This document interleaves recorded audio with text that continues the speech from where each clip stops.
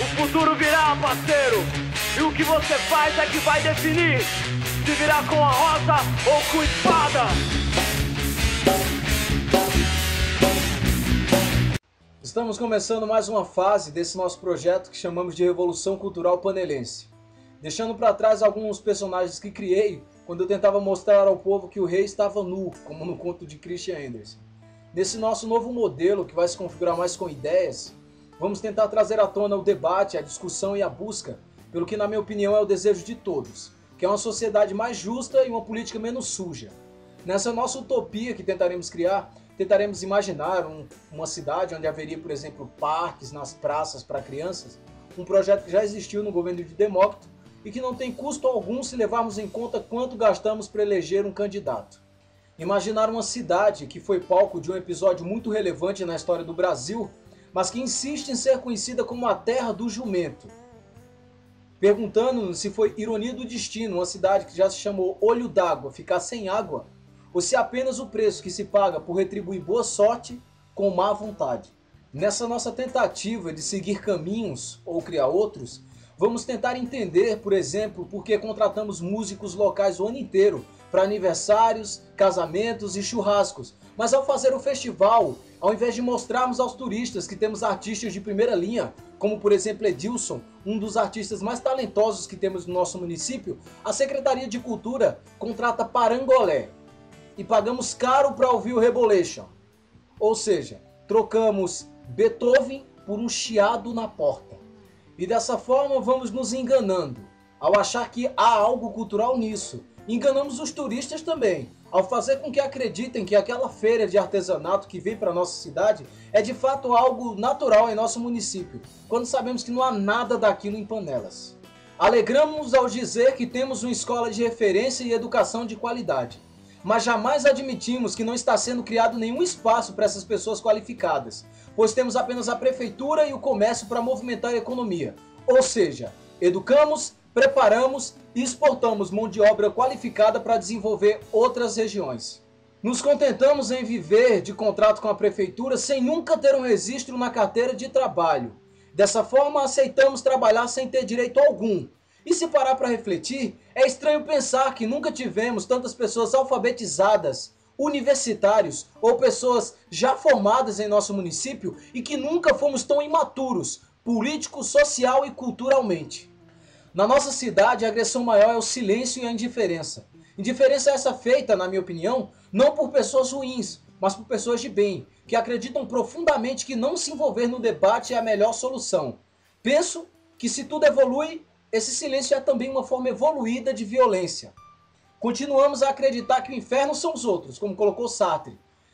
E continuamos nos enganando, não por vaidade, mas sim por medo. Medo, porque como disse Voltaire, é perigoso ter razão em assuntos sobre as quais as autoridades estabelecidas estão erradas. Por isso ficamos em silêncio. Acreditamos que ficando calado, nos protegemos e ficando parado, evitamos possíveis represálias.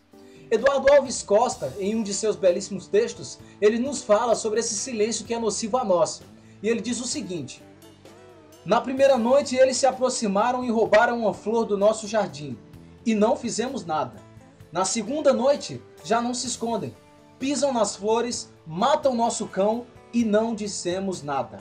Até que um dia, o mais frágil deles entra sozinho em nossa casa, rouba nossa luz, e conhecendo nosso medo, arranca-nos a voz da garganta.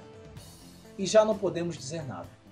Certa vez, em uma das conversas que tive com o professor José Arnóbio, uma pessoa que eu respeito muito, que também está na vanguarda dessa nossa luta, ele me falava que intimamente o coração das pessoas sangravam em silêncio.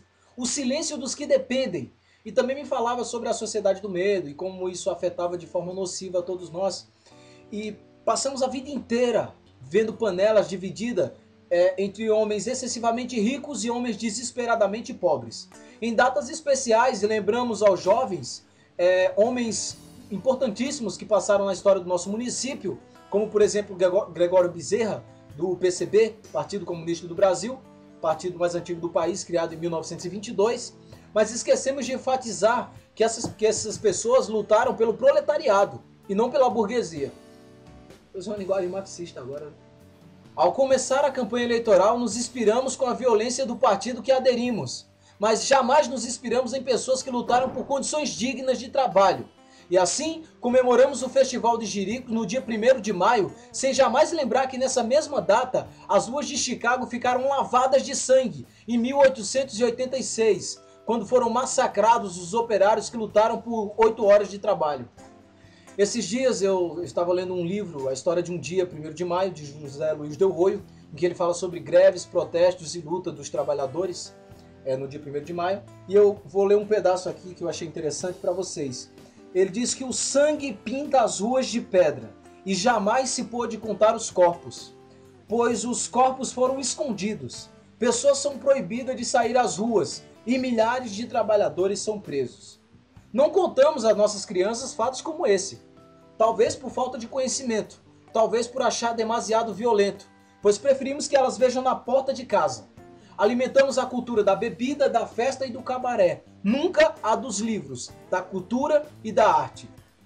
Achamos, e eu volto a Sartre mais uma vez, que o inferno são os outros.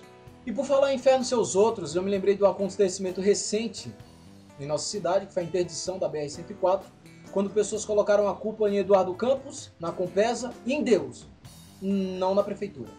Como se o prefeito de Panelas não fosse corresponsável pela situação e não tivesse obrigação nenhuma em resolver o problema. Pediram-me para comentar sobre o protesto da BR-104, mas eu não pretendo me deter muito nesse assunto, pois não tenho muitas informações seguras sobre o que de fato aconteceu ali. Por isso não posso comentar de forma coerente sobre quem está com a razão ou deixa de tê-la.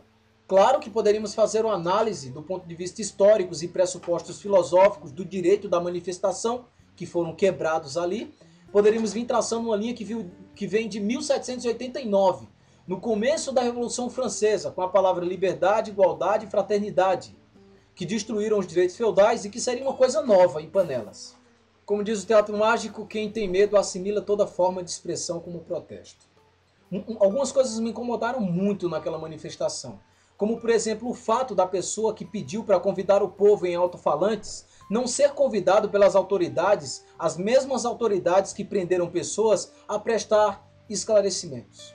Outra coisa que me incomodou profundamente foi ver que crianças foram levadas a participar da manifestação, crianças de uniforme. Talvez, se eu estivesse em Panelas, eu também participasse daquela interdição, mas só depois de me perguntar por que interditar uma via federal, cobrar do governo estadual e da Companhia Pernambucana de Saneamento e não do governo municipal. Depois dessa pergunta, eu partiria para a seguinte linha de reflexão. Se a Compesa é de fato responsável por não haver água em Panelas, ela também é responsável por haver água em outros municípios. E se os outros municípios estão racionando água, lembrando que é a Compesa que faz esse tipo de controle também, porque só em Panelas não há água. Eu não quero aqui defender a Compesa, pois eu sei que todos têm sua parcela de culpa nisso. Mas o gestor do município também não está isento de responsabilidade. Eu não tenho dúvidas de que se Panelas fosse a única cidade de Pernambuco a ter água, o mérito todo seria da competente gestão, que durante 20 anos vinha se preparando para esse tipo de situação e contaria fábulas na rádio de como vinha prevendo e planejando divinamente, estrategicamente, inteligentemente, magnificamente, maquiavelicamente, tudo o que mente. E ninguém duvidaria da divindade dessa gestão. Mas não me surpreende que algum líder fraco, demagogo e oportunista, ao invés de resolver o problema, coloque a culpa toda no outro. O que importa é que não podemos ficar sem água, porque sem água não há festival. E nas palavras do prefeito de Panelas, que não é um ditador, e para provar que ele não é um ditador, eu vou usar as palavras que ele usou aqui em uma das entrevistas que deu. E ele diz o seguinte: eu tomei a decisão lá esse ano de que se não chover, eu não faço festa. Há 3 festas de padroeiros nos distritos e eu vou suspender. Porque eu acho, e mas finalizou com nós não temos condições. Para a tristeza dos que achavam que ele nunca ia cumprir uma promessa de campanha ao longo desses 1000 anos de vida pública, aí está uma promessa cumprida. Não fez a festa. Não fez a festa, o que é uma coisa boa. Primeiro porque não há água em nosso município, eu concordo inteiramente com ele. há em Cruzes, mas como Cruzes não é Panelas, não faz... Está fora de questão fazer a festa lá, né? Segundo, porque passou da hora de parar de enganar turista, né? Não temos na nossa cidade feira de artesanato, não passamos o ano inteiro cuidando do jirico, mal os vemos, não temos banda de pífanos, não temos bacamateiros. E terceiro, porque Panelas não é terra de jirico, é terra de cabanos. Como disse Manuel Corrêa de Andrade em seu riquíssimo livro A Guerra dos Cabanos, o último reduto cabano. E se o festival é cultural por seus 40 anos, a Guerra dos Cabanos é histórica e tem quase 200 anos. Eu vou fazer melhor do que falar bobagens aqui e vou dar algumas informações que esqueceram de falar para vocês na escola sobre o nosso querido município. O presidente Carvalho envia o capitão Carrapeta com mais de 100 homens para atacar Antônio Timóteo de Andrade. 3 peças da artilharia e 40 guardas nacionais da Casa Forte foram para Panelas sob as ordens do tenêncio Florencio José Carneiro Monteiro. Lourenço Bezerra Cavalcante anunciou no dia 15 de agosto de 1832 um novo ataque a Panelas, onde foram reunidos mais de 1000 homens de Alagoas e de outras regiões aos termos de Garanhuns. Pois é, nossa história é de luta. Mas o jirico representa trabalho. Sim, o jirico representa o trabalhador, mas o trabalhador que enfrenta a labuta calado, mesmo submetido a chicote. Representa o trabalhador, sim, mas o trabalho a nível de animal, não é de ser humano, que trabalha sem exigir nenhum direito, a não ser comida e água. A única explicação para transformar a terra de guerreiros cabanos em terra de jirico é fazer com que acreditem nisso e repetir aquela velha frase nazista de que uma mentira repetida 1000 vezes torna-se verdade. Além do silêncio dos que dependem, como colocou muito bem Arnóbio, talvez a única coisa que denota que uma parte da população é jirico é a posição política que ela toma. E que se fala muito em democracia em nosso município, mas se esquece que democracia é apenas uma ideia de sistema eleitoral e que poliarquia, que deveria ser trabalhado desde a escola, que é mais que mera democracia, quase não se fala em Panelas. É como diz Nelson Rodrigues, a grande desgraça da democracia é que ela traz à tona a força numérica dos idiotas. Vou pedir aos professores que, pelo amor de Deus, debatam essas questões que eu coloquei nesse vídeo com seus alunos, porque desde a sala de aula eles devem se interessar por política. Porque o mal de quem não gosta de política é que eles são governados por quem gosta muito dela. E para finalizar, eu vou deixar uma frase para reflexão do Rui Barbosa, em que ele diz que quem não luta por seus direitos não é digno de tê-los. Passar bem. Americano. Mas para alcançar essa liberdade não é só o Partido Comunista ou meia dúzia de companheiros, por muito heróico que seja. Não conquistará. Só conquistará numa unidade de ação comum contra o inimigo comum, nas mesmas barricadas, lado a lado. O que nos interessa é unir, é criar um movimento mais ou menos unitário de massa. Isso era o que eu queria dizer a vocês. Não sei se vocês estão se corresponder mais ou menos à expectativa, mas dentro das minhas limitações, que são muitas, era o que eu poderia dizer a vocês. Agora, quem serve? Esse velho comunista que está aqui, que luta há 50 anos, está certo de que nós alcançaremos a liberdade do nosso país.